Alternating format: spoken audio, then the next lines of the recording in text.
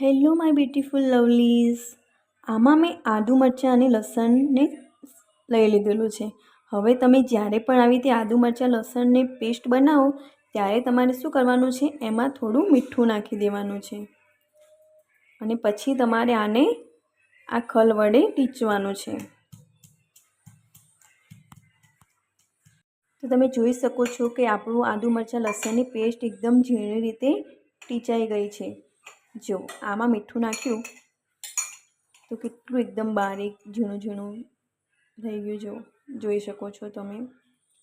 આ રીતે આદુ મરચાંની પેસ્ટ તમે બનાવો છો, એમાં જો તમે બારીક મીઠું નાખો અંદર તો એ ઝડપથી પેસ્ટ બની જાય છે અને એકદમ માઇક્રો પેસ્ટ બને છે, ઝીણી ઝીણી. કંઈ પણ આખું રહેતું નથી આદુ મરચાં લસણ કે કંઈ પણ.